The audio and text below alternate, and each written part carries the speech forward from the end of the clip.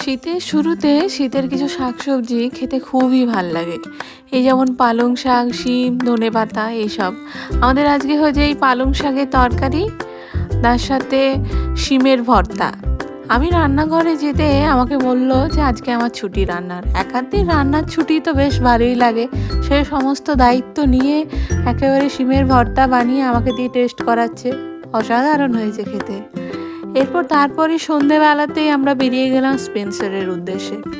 Spencer shopping মলটা বেশ ভাল লাগে আমাদের যেতে। চিনার পার্কের এই স্পেন্সারের কাছে আমরা চলে এলাম। শীতের কিছু পোশাক আশাকও কিনতে হবে আমাদের, তাই এই উপরে চলে গেলাম শীতের পোশাকের কাউন্টারে। এখানে নানা রকমের শীতের পোশাকের একেবারে সম্ভার বলা যায়। কোথাও 50% অফ, বাই 1 গেট 1 30% অফ এইসব রয়েছে।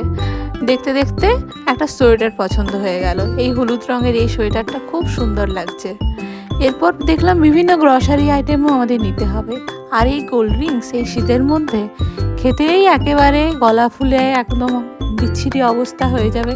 তাই এইসব দিকে সাইড হয়ে চলে গেলাম এই সামনের ফলের কাউন্টারের দিকে। বেশ রং বেরঙের ফল আছে, কিন্তু দামটা খুবই চড়া। তাই এই ফলের কাউন্টারের দিকে সাইড হয়ে আবার ওই গ্রসারি আইটেম দেখতে দেখতে চলে এলাম। এখানে ফ্রিতে চায়ের স্যাম্পেলিং চলছে। এই ঠান্ডার মধ্যে 1 কাপ গরম চা, তারপর আবার যদি ফ্রিতে পাওয়া যায়, কারই না ভাল লাগে, মনটাই ভালো হয়ে যায়। তারপরে এই যে আমরা বেরিয়ে পড়লাম স্পেন্সার থেকে। এবার বাড়ি যাওয়ার পালা। রাস্তায় একটুটা গরম চা, তার কিছুক্ষণ পরে ফুচকাটা খুব সুন্দর ছিল। এইভাবেই আজকের দিনটা আমাদের কেটে গেল।